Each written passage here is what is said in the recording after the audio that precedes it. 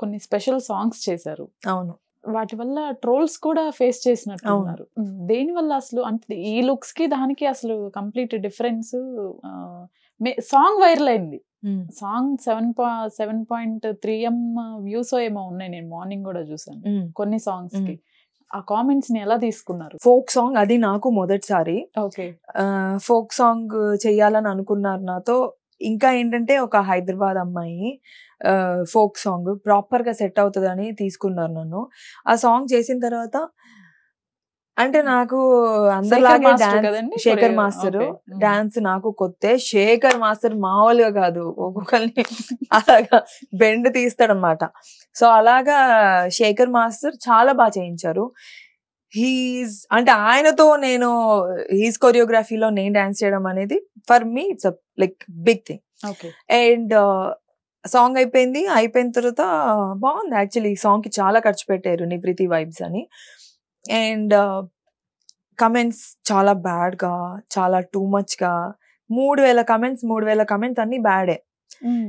ఇది నేను కమెంట్స్ వచ్చిన తర్వాత కొత్త కాబట్టి అప్పుడు మనం చూసుకుంటాం కదా, ఈ డాన్స్ ఏంటి, ఈ అమ్మాయి ఎవరు, అమ్మాయినా, అమ్మాయిలా లేదు, డాన్స్ లా లేదు, శేఖర్ మాస్టర్ ఏంటి ఇలా చెప్పాడు అలా చెప్పాడు.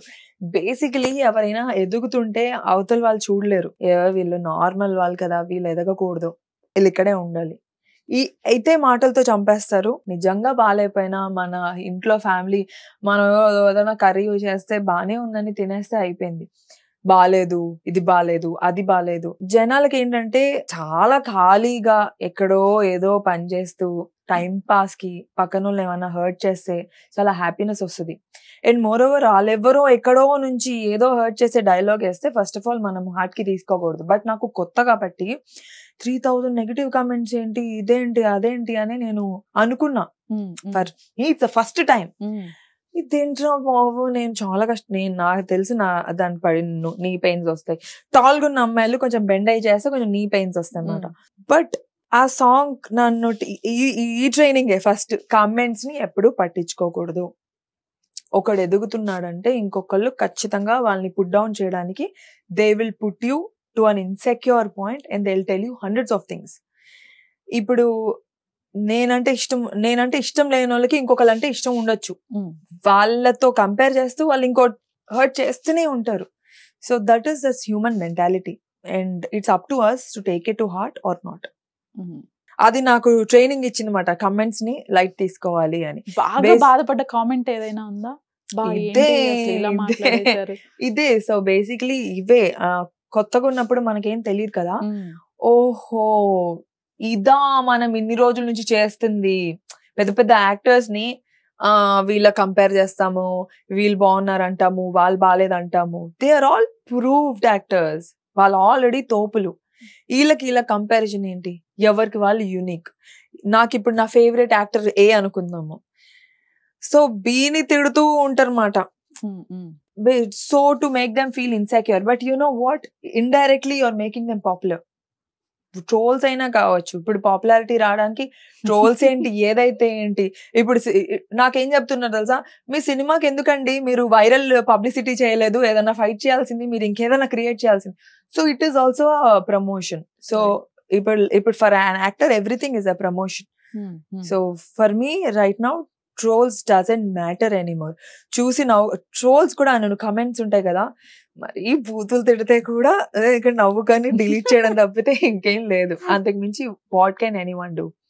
ఆఫ్టర్ బిగ్ బాస్ ఎవరికి రాని పాజిటివిటీ వచ్చింది. నేను ఒకటి మీమ్ చూసాను మీ పైన, స్ప్రైట్ ది మీది పెట్టేసి క్లియర్ సూటిగా చెప్తుంది సుత్తి లేకుండా అని చెప్పేసి పెట్టారనమాట. అంత స్ట్రైట్ ఫార్వర్డ్నెస్, ఎవ్రీథింగ్ ఒక మంచి పాజిటివిటీ క్రియేట్ చేసుకున్నారు. అసలు బిఫోర్ బిగ్ బాస్ దివి జర్నీ అంటే ఒక 2 minutes లో ఏం చెప్తారు? నేను చాలా జర్నీ ఉంది, 2 minutes లో అసలు చెప్పలేను. బట్ నేను చాలా చాలా అందరు చెప్పినట్టు ఈజీగా అయిపోయింది, తొందరగా అయిపోయింది, టక్కుమని అయిపోయింది అని చెప్పను.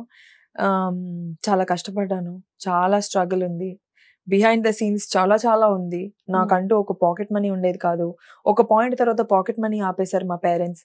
సో పాకెట్ మనీ లేకపోతే అందరూ నీ ఫ్రెండ్స్ జాబ్ చేస్తున్నారు కదా, నువ్వు కూడా జాబ్ చేసి సంపాదించు, నీకెందుకు బట్టలు కొనివ్వాలి, నీకెందుకు పార్లర్, నీకెందుకు ఇవన్నీ అన్నప్పుడు వచ్చే ఒక కసి ఉంటుంది కదా, కోపం.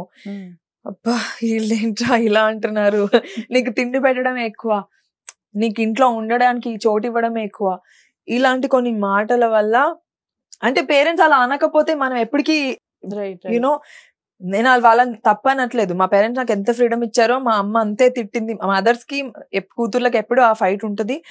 అండ్ అది కొంతమంది లైట్లే మా అమ్మే కదా అని తీసుకుంటారు, ఇంకొంతమంది కమ్మది చచ్చిపోవాలనిపిస్తుంది ఈ మాటలకి అని బాగా స్ట్రాంగ్ గా తీసుకున్న వాళ్ళలో అంటే నేను ఒక పర్సన్ ని. నేను చెయ్యాలి, నాకు సంబంధం లేదు, ఇలాంటి తిట్లు నేను భరించలేకపోతున్నా, నీ ఫ్రెండ్స్ కి 30,000 శాలరీ, నీకేమొస్తుంది, సిగ్గుందా నీకు అంటే ఓకే ఇట్లా కాదు, నాకు తిండి పెట్టడమే ఎక్కువ, నాకు ప్లేస్ ఇవ్వడమే ఎక్కువ అని అప్పటి నుంచి నేను బాగా స్ట్రాంగ్ గా నేను ర్యాంప్ వాక్ చేసేదాన్ని, మోడలింగ్ చేసేదాన్ని, ఆడిషన్స్ కి వెళ్ళేదాన్ని. దాంట్లో వచ్చిన 5,000 రూపీస్ ఉండేవి, అవి దాచుకొని సేవ్ చేసుకొని 300 రూపీస్ ఆటోస్, ర్యాపిడోలో ఎక్కువ తిరిగేదాన్ని బైక్స్ లో. ఫస్ట్ ఆఫ్ ఆల్ నాకు బాయ్ ఫ్రెండ్ లేడు, నాకు బైక్ లో తిరగడం అంటే ఇష్టం, మాస్క్ కట్టుకొని బైక్ లో వెళ్ళేదాన్ని వెనకాల కూర్చొని. సో నా 2 కోరికలు అయిపోయి ఇయర్ ఫోన్స్ పెట్టుకునేదాన్ని మ్యూజిక్ తో. I use to like that. కానీ ఇప్పుడు మీరు చెప్పిన స్ట్రగుల్ ఏదైతే ఉందో ఒక బ్యాక్గ్రౌండ్ లేనిదే అంత ఈజీ కాదు, అసలు బిగ్ బాస్ వరకు రావటం అనేది కూడా అంత ఈజీ కాదు.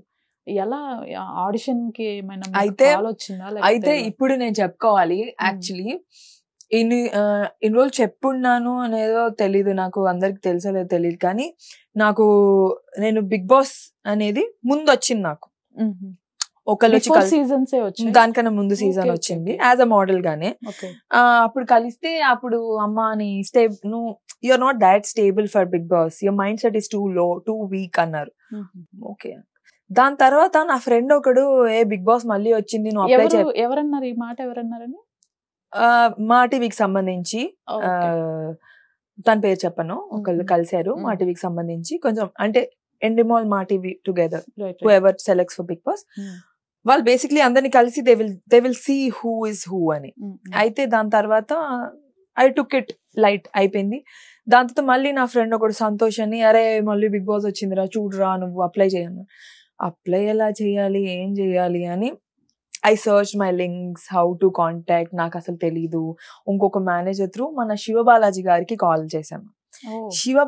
శివబాలాజీ గారు ఒక్కవేళ నాకు బిగ్ బాస్ రావడానికి రీజన్ ఎవరైనా ఉంటే అది శివబాలాజీ గారు రఘు గారు అని కనెక్ట్ చేశారు. రఘు గారు మా టీవీ రఘు గారు, దాని తర్వాత ఆయన త్రూ ఎండిమాల్ కి కనెక్ట్ అయింది. ఎండిమాల్ వాళ్ళు 4 ఇంటర్వ్యూస్ చేశారు.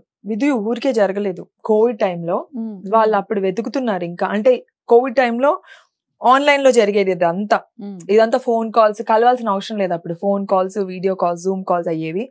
జూమ్ కాల్స్ లో ఐ వాజ్ సో చార్మింగ్ అండి.